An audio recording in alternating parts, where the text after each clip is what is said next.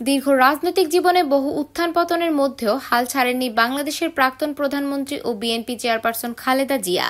তিনি সবসময় দেশের জনগণের পাশে থেকেছেন। যখন দেশ সামনে আসন্ন জাতীয় সংসদ নির্বাচনের দিকে নজর রাখছে, তখন স্বাভাবিকভাবেই প্রশ্ন জাগে, নির্বাচনে খালেদা জিয়ার ভূমিকা কি হবে। মঙ্গলবার দ্য ইন্ডিপেন্ডেন্টকে এক সাক্ষাৎকারে খালেদা জিয়ার নির্বাচনী অংশগ্রহণ সম্পর্কে মন্তব্য করেছেন বিএনপির ভারপ্রাপ্ত চেয়ারম্যান তারেক রহমান।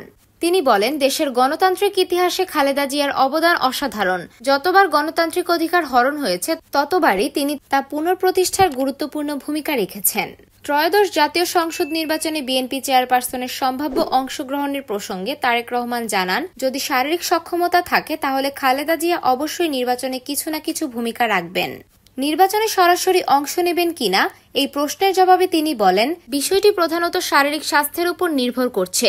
তিনি উল্লেখ করেন, খালেদা জিয়া সুস্থ অবস্থায় জেলাভোগ করেছেন এবং অসুস্থ অবস্থায় মুক্ত হয়েছেন। যদিও তিনি যথাযথ চিকিৎসা থেকে বঞ্চিত ছিলেন, স্বাস্থ্যের উন্নতি হলে অবশ্যই নির্বাচনে সক্রিয় ভূমিকা রাখবেন। আসন্ন নির্বাচনে নিজের অবদান সম্পর্কে জানতে চাইলে তারেক রহমান বলেন, একজন রাজনৈতিক কর্মী হিসেবে আমি নির্বাচনী কর্মকাণ্ড থেকে দূরে থাকতে পারব না, মাঠে সক্রিয় থাকব। তিনি আরও আশ্বাস দেন, যখন জনগণ প্রত্যাশিত নির্বাচন পাবেন তখন দেশের মানুষের পাশে থাকব।